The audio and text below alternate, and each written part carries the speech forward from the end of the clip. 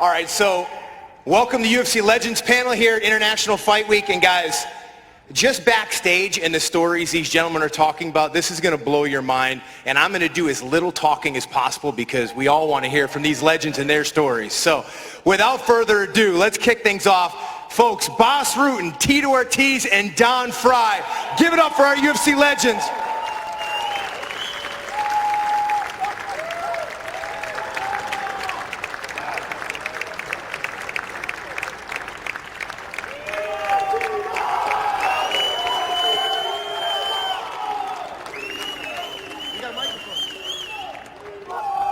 Wherever you want.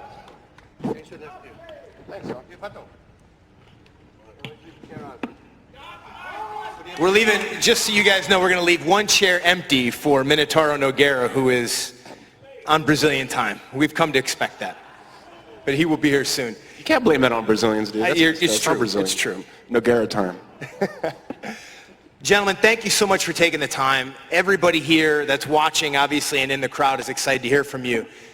The question that I'd love to kick things off with is, for you guys, if we fast forward and you look at the sport today, we've got a performance center, we've got more people getting inducted to the Hall of Fame, we've got an International Fight Week, 2 cards in a row, compared to when you started. Do you take pride in being ambassadors and being pioneers and knowing that you had a big part of this and where we are today? Don't blame me. No one ever blames you, Don. I remember my weigh-in was in the hotel room with my opponent and my buddies, and that was the weigh-in. Now you got 8,000 people. So yeah, it's pretty different. Yeah, I remember UFC 13 in Augusta, Georgia, weighing in literally in not even a ballroom. I think it was just one of the side rooms they had. And there was 10 people and then the corners, and that was it. It's crazy to see where it is today. It's to you fans. I mean, you can't be screaming for us and getting the support for us. It's not for you fans. The UFC, MMA in general, to us fighters, we're here just putting on a show. Just make sure you guys are entertained. And that was UFC 13. Oh, you're talking to Mississippi. You almost did that. Yeah, Mississippi. That was back in the day. And as you can go back to say till now, I mean, you have this UFC weekend, and back when we didn't have no PR. I mean, our PR was our own. We didn't have media. We didn't have social media. I can only imagine what type of champion that we would be now if we had social media, how these guys have it now. I guess they're very lucky, thankful. Absolutely. Don, Hey, we never even had weigh-ins. They just took your word for it. Is that in Pride? It was the honor system at Pride? He beats us. You know what? He does beat us. Yeah, I think they just took everybody's word in Pride too. Now, Don, I've talked to a lot of fighters, and I've picked their brains this week, knowing I was going to host this panel. And many of them are afraid to admit to you personally that they now take advantage of this thing known as the UFC Performance Center, where they get meals cooked for them. They have massage therapists, therapy and training centers. When you think of these men and women going over there for training, what goes through your head, Don Frye? That's shocking, man, I'll tell you. God bless them. I'm glad that they get that. I mean, good for them. I'd remember I'd be driving my pickup truck. I'd drive an hour and a half to... What's wrong with that? I'd drive an hour and a half to go, box or wrestle, and then drive an hour and a half home. I'd drive 40 minutes to go up and run the mountain, Then when I was training for UFC 8, Becky Levi was my strength and conditioning coach, and she said, well, let's go swim. We had put floaties on my ankles and my wrist. I'd sink. Gentlemen, we're going to get into some of those old school stories, but today, the current fighters, is there any athlete out there, man or woman, that you really see that you're a fan of, that you look at as a pioneer, as a legend, say, wow, I really like what this athlete's doing, and they're kind of the new era, the modern era pioneer, and they're going to help pave the way for what this sport will be 20 years from now? I would say Demetrius Johnson, but he's been busy for a while. And then I would say Joanna Jędrzejczyk. I love her, man. Unbelievable. Also the decisions she makes, you know, going to American Top Team. And normally you see that happen when somebody loses a fight. They say, oh, I got to work on my ground, and I'm working on... But she looks ahead, and she knows that in the future there's a lot of people going to be gunning for her, going for takedowns. So I better tune up on that. So, yeah, those two I really like. I would have to say number one, Chris Cyborg. It's awesome that she's respected at the level she is right now. And people get to see how vicious she truly is. She's a very respectful woman, but once she gets in that cage, she's an animal. And I've recognized that a long time ago.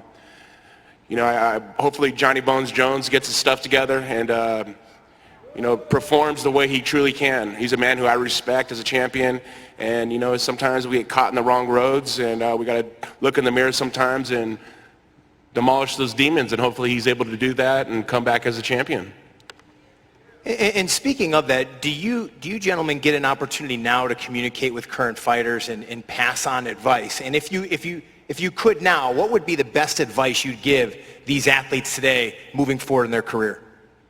Save your money and get a prenup. Oh.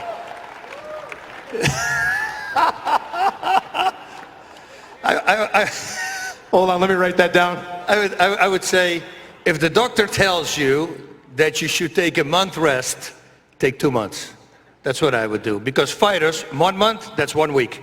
We start again. And that's the dumbest thing because it will all come back to you. I promise you. So take your time. I would have to say get a financial advisor. Treat this like a business.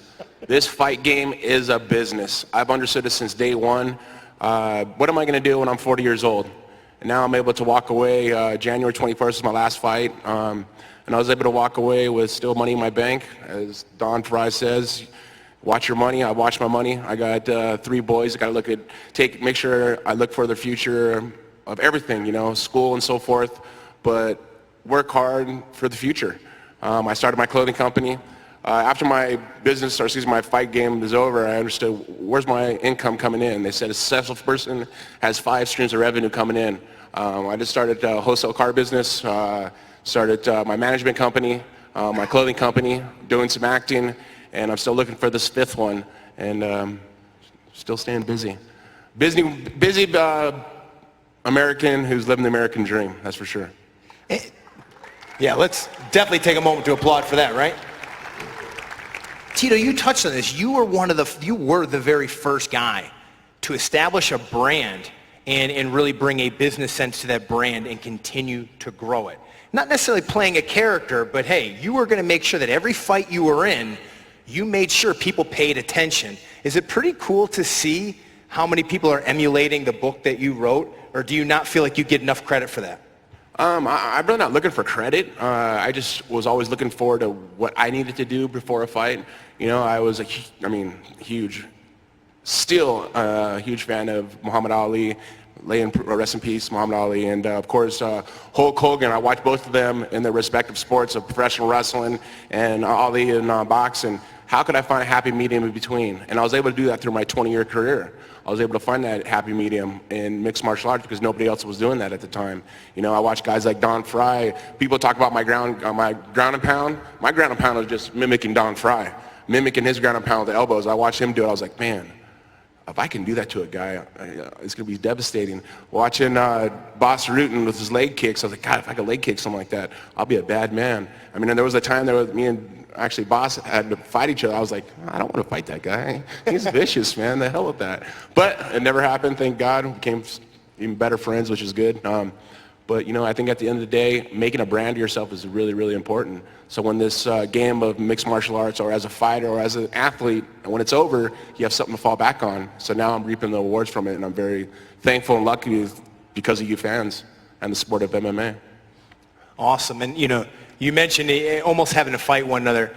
For you guys, is there one fight that you're most proud of? I think, you know, for me, I know like most fighters have one fight that stands out in their mind where, you know, I'm most proud of this one. And it's typically for reasons that the fans don't know about because you had things going on outside the octagon that you had to overcome to get that performance. Is there a fight for that, for each one of you, question for each one of you? Do you guys have a fight like that you're most proud of? course there is. Let's hear about it, Mr. Fry. Oh, you want to hear about it? Yeah, I would love to hear about it. I have a lot. I got lucky. I had a lot of good fights. You know, when I fought Akibono, I had bronchitis. You know, and so I had to fight that and go through it. And then I think the one I'm most proud of is my first loss against Mark Coleman. You know, because I woke up sick that day, and then I just went downhill. And you know, I'm laying in the, when I'm fighting him, he's kicking the shit out of me, and you know, I never thought about quitting. You know, found out something about me and myself, you know, I didn't know existed. So, you know, then I got more fans from that fight than I did from the other fights. You know. That's awesome. That's incredible. For me, it will be the rematch against Funaki. He was the first guy to beat me in Japan. And then they gave me as his last fight, as my last fight on the contract, thinking that he would beat me again, but I was a complete different animal now. Now I was really well versed on the ground. And then he made the mistake to walk up to me before the fight in the corner, and he stands this distance, and he slits his throat like that, and I go, oh, I'm going to kill this guy now. And so I tell my corner, I said, dude, I'm going to annihilate him. And he goes, but you do it, but be calm. I said, I will be calm, but you watch. Once I connect, it's going to go downhill from there. So I think 12 minutes in, he made an illegal kick on the ground. I got angry. I think 15 seconds down. He was down for the first time, but I had to knock him down 5 times. I mean, he kept coming up. There was in the Budokan. I mean, all the fans, he was laying there motionless, and then everybody started, Funaki, Funaki, and then he got back up, and I go, oh, stop yelling, you know. And every time, I mean, I broke his cheekbones, his nose, everything was damaged, and the last one, I grabbed him by the hair, and I just drilled my knee in his face as hard as I could, and that was it. It was over, but I was proud of that fight. Yeah. Well, I really got to, not really hard to think about this one. This goes back to July 2nd, 2011. I remember the date so well. At the time, I was going through a bad relationship, and I had to do something for my family. I was going through a lot of negative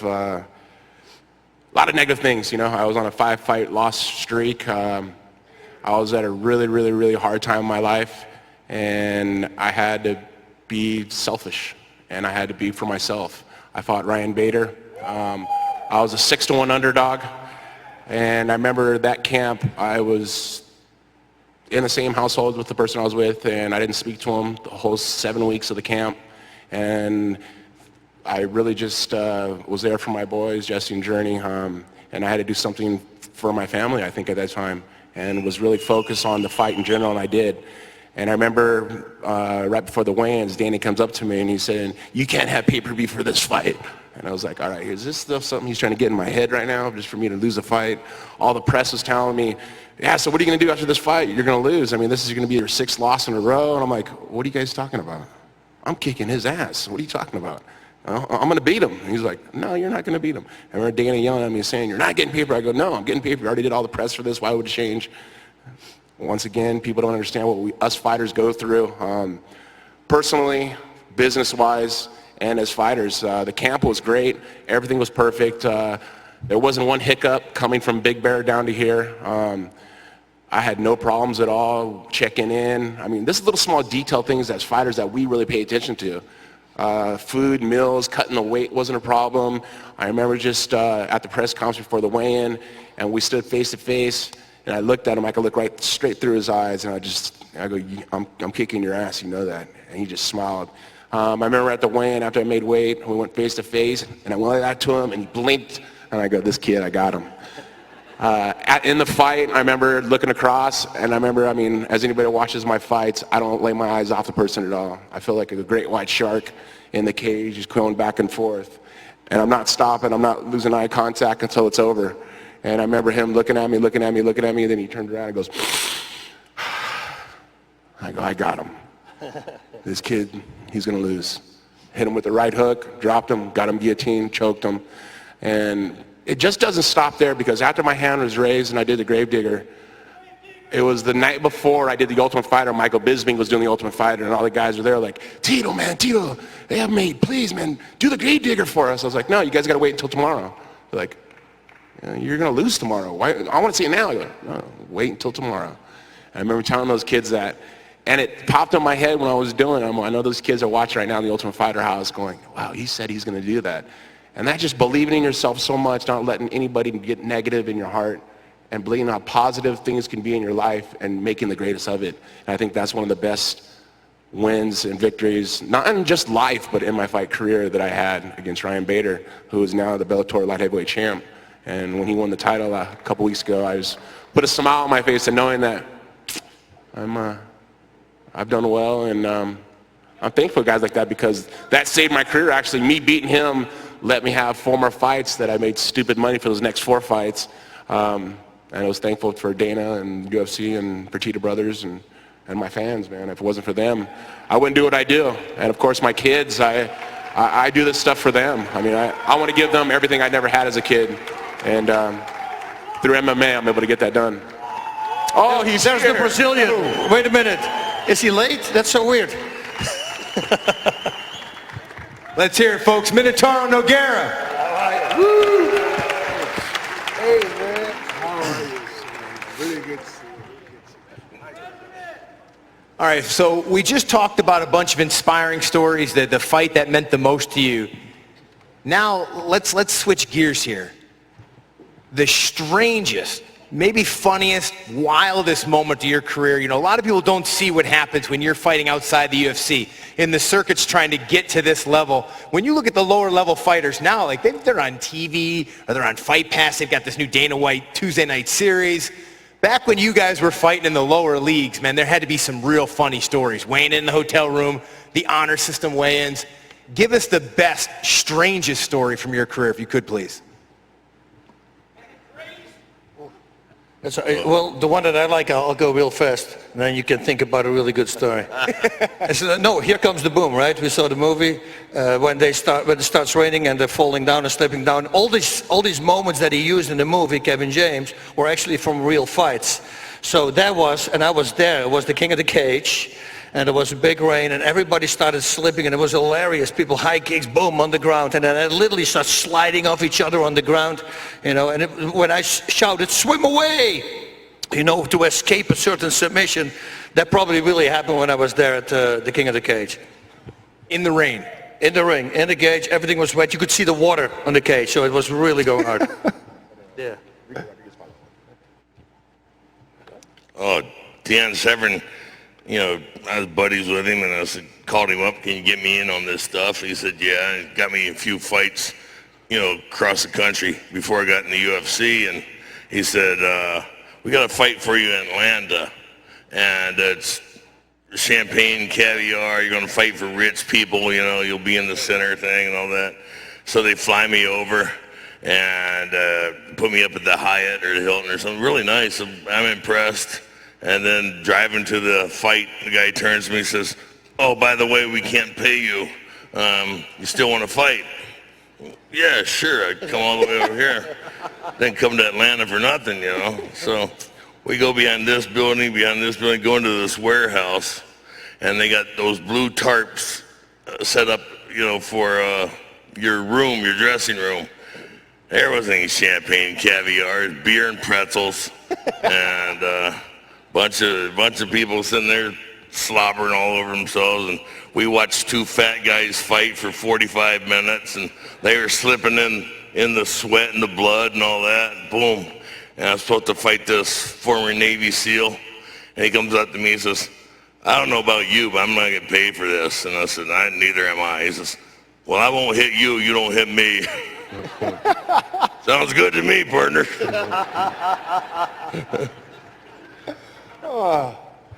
Minotauro, you got one that you could remember, one of the craziest stories before your UFC days? Yeah, when I was fighting in Pride, you know, we have a tournament over there, you know, there was like a semi-final. And I have to fight 2 guys, you know, like Fedor and Haritona in the same day, you know, 2 Russians. They huge, you know, strong guys. And they used to put us inside of the arena by the elevators, you know, like was high there in the top of the arena. And I, you know, I was like, you know, warm up, you know, ready to come in, you know. And now I turned to the side, there was that huge Russian guy like facing me, you know, like he want to fight me for real though. So when I turned like fast, the elevator almost fall. So I be in the top of the stadium, hanging down there, you know. Took me like 10 minutes to get me out of there, you know. So I was like, you know, hanging down there. And then they put me down. They say, okay, man, get ready. You're gonna go to inside of the ring, you know. I was like scared, you know. I cannot go that high, man. I'm very scared of the high places. So I think the funny story, you know. Then I had to fight 2 fights in the same night. That was, you know, funnest one. In 10-minute, round 1 was 10 minutes each, right? 10 yeah, it was like now 15 minutes. The round 1 was 10 minutes, then plus 5 minutes. I was, you know, so now I see the UFC. You cannot, you don't need to fight 2 guys in the same night, you know. So easy for the new guys, you know. I think like that. He knows about that. Well, I really didn't have a pre-UFC career. I started my career in the UFC. I fought as an amateur in my first UFC event, UFC 13, May 30th, 1997, and I fought for free. I think I was the only UFC fighter ever to fight for free because I didn't want to lose my scholarship for college. I was wrestling at the time. I wrestled at Golden West Junior College, and I remember talking to my head coach there, Dal Defner, and he was, I go, well, I want to try this UFC thing out, and he's like, well, are you getting paid for it? I'm all, yeah, we'll have an opportunity to make $25,000. I think so. He goes, well, you know, if you get paid, you can't come to school here anymore. And I was like, well, there's a toss-up. Do I want to continue my college degree or do I want to do this fighting thing? So I said, you know what? Can I do it for free? And he's all, you want to do it for free? I go, well, if I could fight, why not? When I want to test to see how good I truly am. So I stepped in as an alternate. I fought Wes Albritton in Augusta, Georgia, for free. I wouldn't say this is the funniest, but the craziest thing I think I've ever done, because I look back on it, but I guess I was a young kid who didn't have any experience at all of any business acumen at all, but just I went out to prove myself, strictly myself, that I was able to do it. But I think that was probably the most funniest thing is I was one of the first UFC fighters to ever be a free, what was he called, a business or not even contractor. First and the last, I First and the believe. last contractor fought for free. Especially now. For you guys, obviously, all 4 of you are in the UFC Hall of Fame, and you guys are considered legends of the sport. Is there anybody that if you had the power right now to induct them in the Hall of Fame tomorrow, who would be your choice that you don't think is in there now that you'd like to see be in the Hall of Fame? I would, right off the bat, Frank Shamrock. Yeah, Kevin Randleman. Kevin Randleman. I'm big with Kevin Randleman also. Yeah, Kevin Randleman. He deserves to be. I'll do Marco Ruas, you know, the Brazilian guy, old school. That's another one. And Frank for sure, you know, because he's a 5-time UFC champion. A lot of people flies under the radar. A lot of people don't. I mean, Frank is one of the guys I've always looked up to, and you know, for him to be a 5-time world champ, the fight between me and him really set the scale of what mixed martial arts truly can be. You know, you had a bigger man. I was the bigger man with a wrestling background. Frank was a smaller guy, but he had cardio through the roof, and that's what I learned from him. After I lost to him, I went to his camp and I started training with him. I went up to Sacramento, and I started training with him just to learn. I wanted to learn what he was doing different than I was doing to keep that cardio for five-minute rounds, and then come to believe that it was truly just a heart rate monitor. He was monitoring his heart through the whole time, and he's a true martial artist, and I think he's one of the guys who's changed the sport for sure, at least for me. Outstanding. And obviously Kevin Randleman, a man you fought before, who we lost this year or a year ago. Just an incredible ambassador for sport, incredible athlete as well. So hopefully we'll see that as well. Best to his family. You talked a little bit about training and going and learning. Some of you now, the people that you trained with or people that you trained are now great coaches in this sport. Dwayne Ludwig is one of the best striking coaches, maybe the best striking coach in the sport right now. He's highly regarded. How awesome is that for you guys to see? And, you know, who are some of today's modern era coaches that you guys think are doing a phenomenal job? You know, my opinion, Jason Perillo and Saul Solis, the guys who I've trained with for such a long time, to able to not only just be great coaches, but be great mentors through it. I mean, I do my coaching, or excuse me, I coach Chris Cyborg for her wrestling, but able to keep a positive mentality for these fighters because they go through such up and downs to their camps, and be able to be there to have their back no matter what. And for some days that are really hard, and I remember Jason just cracking jokes to me, and it would take me out of that little bad moment. And I remember there was one really bad moment that a naked picture came online, and I shook my head. I said, what the hell did I do? And he looked at me and goes, Tito, just own it. Could be worse. But I mean, like I say, Jason Perillo for sure. Jason was one of those guys who just set the standard as a good coach. Him and Saul Solis. Awesome. Boss. Dwayne, of course, yeah, because I know him as a fighter when I trained him, and this guy is the one guy that will always be there, always go 100%, and he transferred that perfectly to coaching. He's there 100%. Sean Tompkins comes to mind. Yes. He was like that also. We will go party out the day before, but it's 6 or 7 o'clock a.m. we come home, and he will be cutting weight with all his fighters. He was always there for his fighter. But Dwayne, the way he changed alpha male, what happened there, you know, suddenly if you see the success rate, they started knocking people out left and right. I mean, he jumped up 60%. You know, and the way he trains them, every person, he understands that every person is a different guy. You know, everybody has a different technique, and you want to keep his base, but you want to make him better in all the other areas, and he's really good at it. He's 100% constantly committed, thinking, calling me before the fight, you know, you think this game plan is good? And you know, it is a good game plan, Dwayne, we talked about this, but you know, second guessing, he's always busy, and I love it. He's a great guy also outside. You know, the most pure guy you will ever meet. I never asked him money ever because I just loved to train him, but he was always sending checks, which a bunch I did. I didn't want to even cash because, you know, I just enjoyed training him. Incredible, incredible. Don, anybody come to mind? What he said. Man, a few words. Minotauro.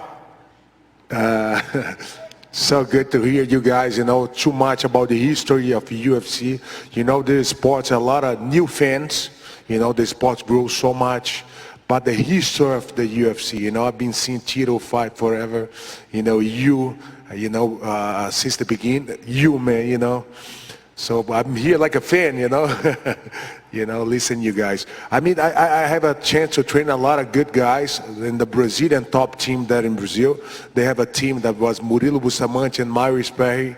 You know, all those guys, they push me today. You know, I have a really good chance to improve my jiu-jitsu. They're all from the Custom Gracie School. So they was back then, the history of the sport. So I like to see, you know, the guys get more experience than me, teach me things, you know. And another kid was younger than me, taught me a lot of things about wrestling and that cage game was Mark Munoz, you know, the guy from California. I learned so much with the kid, and also changed totally my mind when it came to UFC. It's interesting. Mark Munoz is coaching Fabricio Verdum for his fight this Saturday as well, and Dwayne Ludwig obviously has several fighters, Curtis Blades being one of, I think, could be newborn star in the heavyweight division that he's coaching now as well, who fights this weekend. And speaking of that, lots of fights. I mean, we've got fights tomorrow night and Saturday night. Any athlete or one fight on either card that you're most looking forward to this weekend? Who wants to start? Let me change the subject here real fast and do a little ass kissing. This guy is the greatest fighter that ever walked the freaking planet, man. I'll tell you what. Such a great memories I have with Yodon that in Japan, you know, how we, you know, together, but, you know, a lot of good memories, you know. I have, you know, we used to take the breakfast together before the fights, and always it was the best, you know, and walk to the arena. It was a great time. We really have a good time with you, man. You know, a lot of respect, a lot of respect. Awesome. Main event, I think Nunes. I mean, And Nunes Shevchenko. The way she just dismantled Rousey the last time, and she looks like she's not going to lose it. But Shevchenko has got that great footwork and is a great striker, so can she avoid it? But I'm looking forward to what happens there. It's an amazing fight. I would say the Romero and Whitaker fight. Yeah. You know, one of the most pound for pound toughest weight classes in the UFC. Michael Bisping's weight class, 185 pounds. You know, Bisping just came off his knee surgery.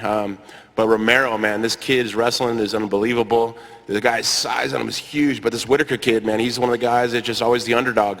It seems like everybody thinks he's going to lose, and he comes out and he always performs on a spectacular manner. And I think this fight in general, this is the one that I'm watching. I'm watching very, very close. And, you know, you guys mentioned the respect that you guys all have for each other. Tonight, Sakuraba finally gets inducted in the UFC Hall of Fame. About time. This is a pretty educated crowd, but there's a lot of people out there, because he wasn't necessarily a UFC guy, that don't know who he is. Could you talk for a minute about, you know, how much he meant to the sport and how special Sakuraba was for mixed martial arts? Sakuraba was and is Pride fighting organization. You know, they would not have been put on the map if it wasn't for him. You know, I mean, they would dress up in gowns, you know, $1,000 gowns and suits, and it was such a special event to go to a Pride show and to watch Sakuraba walk down that ring. You know, it's just like the whole world came to a standstill. You know, and you could hear the collective breath. You know, everybody just gasped when he walked down there. You know, and they introduced his name. I truly believe that that's why Pride went. You know, they didn't have a Japanese champion anymore. You know, Sakuraba put it on the map, like he said. Without him, Pride wouldn't have been big. It's like the K1. You know, the Satake, he was in the beginning. He was, you know, he got to the finals, and you know, it's fun when you put an event on in your own country.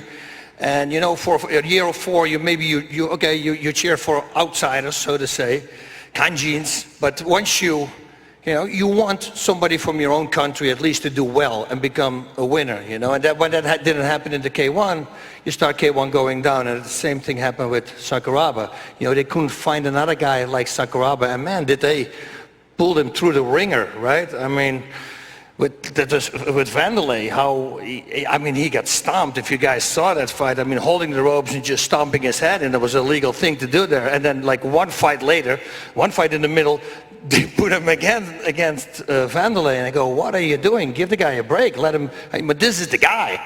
Give him a few fights to come back, you know. But I think they thought, what everybody thought, that he was invincible. And but he's an unbelievable guy. The things that he did, double Mongolian judo chop with Hoist, the way he used his gi against him, you know, start pulling it over his head, and then he started using it to pull him into his guard. He was standing, and then he grabbed him, and he pulled him up every time, so his butt was loose from the ground, and he was hitting him in the face. Man, he did things that nobody ever did before. Every time when I teach, I always tell my students, be different. Be like a Sakuraba. You do something that other people don't do, you're gonna be effective, like Spence, the boxer, you know, he's a southpaw, but he hits liver shots with the left. That's a weird thing to do. Nobody does that. Guess what? He knocks people out left and right. Do different. Be different than other people, and that makes you successful. You know, I think with Sakuraba, I think I was the first and only person to kiss Sakuraba in the cage, or in the ring, excuse me. I was at the Pride event, and to watch the entertainer at his value for Japan, it was just amazing. And this guy was like a god in Japan. I'd watch him, and the Japanese fans were just so intrigued to know what type of person he truly was. And not only just a fighter, I mean, I respected the man in general. I mean, to hand him flowers and all of a sudden give him a kiss and hear all the fans go, ooh. It was cool, but it was at the same time, it was my respect value to him. I respect the man so much just because of not only as a fighter he was, but as an entertainer, that he was able to show what true a fighter he was. So you got to give him respect to be inducted into the Hall of Fame. He is a Hall of Famer for sure. Absolutely. Incredible, guys. We've got time. One more question that I want to pose to the group before we have to clear the stage and get ready for these weigh-ins. You guys are pioneers of the sport. You guys help build what exists and what's going to go on this weekend. Sometimes when I talk to athletes from the NFL and other professional sports, they tease the current athletes, say they're soft or they're not doing this right, they're not doing that right. When you guys look at today's mixed martial artists, are you guys proud of them? Are they deserving? Do you feel like they've taken the torch you handed them and that they're carrying it forward and continuing to build the sport? You know, I think a lot of them, yes. I see a lot of guys pulling out due to injuries. All of us, I mean, maybe I'm just speaking for myself, but I had to fight to survive, it seemed like.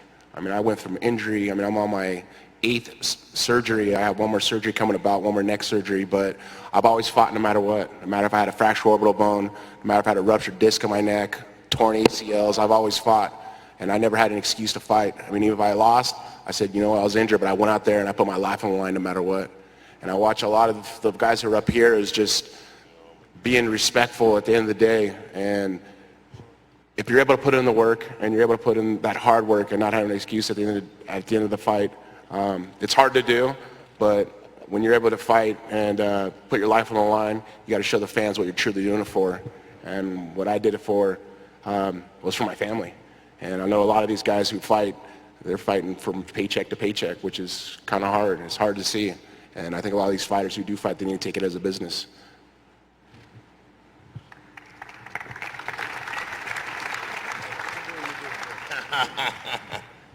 Man, you know, it's, of course you sit there and you look at them and you go, you know, these guys are soft compared to when we were. Because, you know, we would fight 3 times in one night.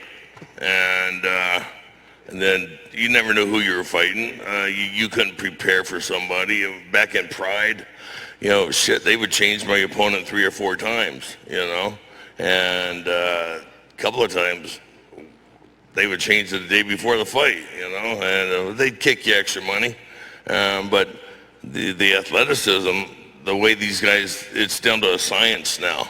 You know, I mean, you're talking about when we were fighting with sticks and stones. You know, now they got laser guns, you know. It's impressive what they've done. Yeah. And the women are just phenomenal. You know, seeing, you know, you can make a joke out of it. You know, when we fought, it was real men. We'd fight 3 times a night. Now they're letting girls fight, you know. Jeez. But these girls are real athletes, you know. They're phenomenal athletes. Absolutely. And they're beautiful, too. That's what's amazing. They got him interested right there. I saw yesterday Michelle Watterson. I love that girl. She's a woman. Great knees in the clinch. I mean, all the fighters, what I really was offended with in the early days is guys running out of gas. And that's why the WC was one of my favorite shows to watch, because there were light guys and they could go the distance. And it's like going, if you're a painter, you're not going to bring a can of paint to your job. You know, the only thing you can control is actually your stamina. It's the only thing you can control. Just go run some hills. You know, and now everybody's in shape. You know, now it's the opposite. There's a few that are not, and everybody's well skilled. And you know, like you said, it's a science with the food. We talked about it, getting massages and cryotherapy, and I mean, everything is available right now, and you can see it by the guys. They're just extreme athletes, unbelievable. Yeah, I agree with you guys. You know, a lot of science is going on. A lot of great athletes, you know, is growing from the sport right now. You know, they learn how to fight in the cage. They know the new guys, they learn about everything. You know, but sometimes, you know, they make the fights too much strategy. You know what I mean? Before we didn't have a time to think exactly who you're going to fight. You know, so we didn't make a plan before we go over there. You just go there and fight.